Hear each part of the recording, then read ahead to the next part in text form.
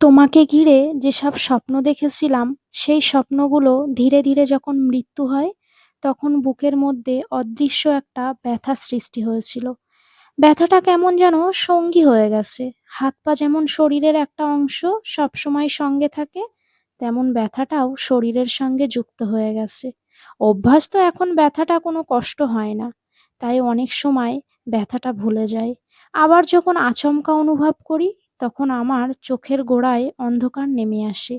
তুমি আর আমার না, কথাটা যখন মনে পড়ে তখন অনুভব করি বুকের উপর বিশাল এক পাহাড় রাখা রয়েছে। জীবনের প্রতিটি পদে পদে আমি ব্যর্থ।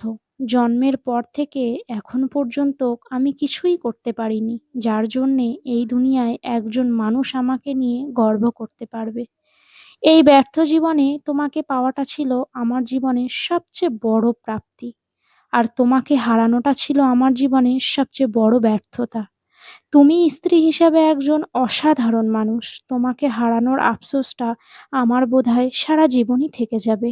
কোথাও একটা লেখা পড়েছিলাম, লেখাটা কেন জানি মাথা থেকে সরাতে পারি না দীর্ঘ একটা সময় ধরে।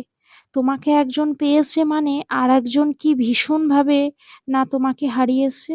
লেখাটা খুব ছোট্ট, কিন্তু পৃথিবীর সমান বিশাল কথাটার গভীরতা কেউ একজন দিনের পর দিন, মাসের পর মাস, বছরের পর বছর কাউকে নিজের করে পাওয়ার স্বপ্ন দেখে যাচ্ছে, অপেক্ষা করে যাচ্ছে। অথচ অন্য কেউ কোনো অপেক্ষা ছাড়া, সাধনা ছাড়া তাকে নিজের করে পেয়ে গেল।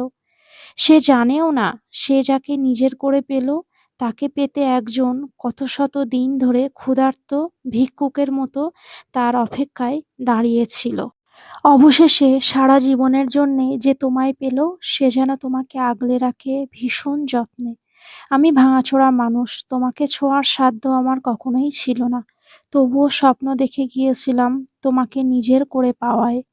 আমি হতভাগা, এত কম দামি স্বপ্ন কেনার দামদর তোমাকে হারিয়ে ফেলেছি। যে তোমাকে জিতে নিল, সে যেন তোমার ভালোবাসার কমতি বুঝতে না দেয়। আমি চাই না ভালোবাসায় কমতি পড়লে তুমি আমাকে মনে করো। তুমি যখন আমাকে মনে করবে, তোমার দুঃখ হবে আমার জন্যে। আমি চাই তুমি সুখে থাকো আজীবন। দুঃখ তোমায় মানায় না। যার কাছে থেকো, ভালো থেকো। কারণ ভালো না থাকলে আমার এত বিসর্জন, এত দীর্ঘশ্বাস সব